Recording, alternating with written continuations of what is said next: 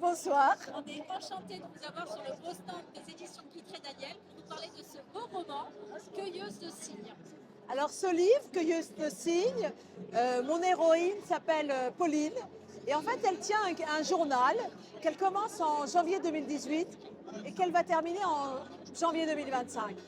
Et finalement, elle consigne dans ce livre les signes qu'elle capte, à la fois des êtres disparus, aimés, mais aussi les signes du destin. Et les signes du destin, là, pour le coup, Pauline, on lui remet un jour un domino qui va la conduire sur la terre de ses ancêtres en Kabylie. Et dans ce livre, il y a aussi une touche de fantastique avec un scarabée qui va raconter à Pauline ses origines. Et ce scarabée apparaît vraiment sur... elle le voit la première fois sur la chemise de son mari, en plein cœur de Paris, alors que son mari Hugo prépare un dîner pendant 1 heure. Le scarabée est toujours là au bout d'1 heure et demie et Pauline s'interroge. Et finalement, c'est difficile là.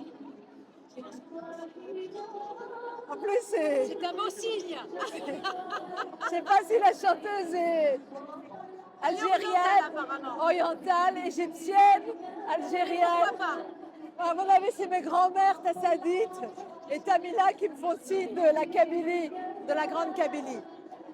Et dans ce livre, il n'y a pas seulement l'histoire des signes qu'on peut recevoir des êtres disparus, c'est aussi une analyse sur la contemplation, à savoir que les gens ne savent plus aujourd'hui ouvrir leurs yeux pour regarder la femme qui sourit ou l'homme devant soi, qui ne sont plus capables de regarder non plus un oiseau sur une branche, un papillon qui vient se poser près de soi.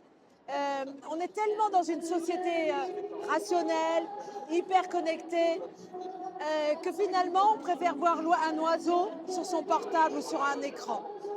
Donc c'est aussi, j'ai fait aussi le pari des signes en m'appuyant sur le pari de Pascal, Pascal qui fait le pari de Dieu. Pascal, dans les pensées, formule une chose. Il dit, si vous croyez en l'existence de Dieu, vous avez tout à gagner. L'immortalité, le paradis, la résurrection des corps. Et si au final Dieu n'existe pas, ben, vous n'aurez rien perdu. Sauf à avoir fait des prières, être allé à l'église tout ce temps. Ça vous aura pris du temps, mais vous n'auriez rien perdu. Moi, je dis aux gens qui ne croient ni en Dieu, ni en une transcendance quelconque, si un jour vous avez perdu, vous êtes dans la douleur, vous avez perdu un frère, un père, un enfant, et qu'une plume tombe à vos pieds, peut-être c'est un signe de l'être aimé. Et selon moi, croire dans les signes, ça donne de la force, de la sérénité. Quand on pense que l'oiseau qui vient toquer à votre fenêtre, c'est peut-être votre père, eh bien ça illumine la journée. Parce que dans cette société, enfin dans ce monde qui est difficile, quand on est dans le deuil, on est dans la souffrance. Et si on n'a pas de quelque chose pour nous réconforter, on a le sentiment d'être abandonné de tous. La déréliction, disait Saint-Augustin. Et moi je fais le pari des signes. Voilà, Cueilleuse de cygnes. Pour moi, c'est un livre qui est très abouti parce qu'il y a à la fois une partie réflexive, philosophique, dans un style fluide. Il y a une dimension poétique. Il y a une dimension aussi fantastique parce qu'un scarabée parle. Et il y a aussi, je vous ai dit de la poésie, oui, de la poésie. Et il y a surtout beaucoup d'amour. J'allais vous dire, est-ce que les signes ne seraient pas ici le symbole d'un amour éternel? Ben, je crois. Vous savez, j'ai écrit un petit poème pour maman qui nous a quittés en 2013. Et pendant des mois, j'ai eu un souvenir qui me prenait, qui m'obsédait du matin au soir. Je me revoyais mettre les mains autour de maman, les mains sur son cœur. C'est magnifique. C'est beau. C'est magnifique. On nous le sert sur un plateau d'or. C'est magnifique.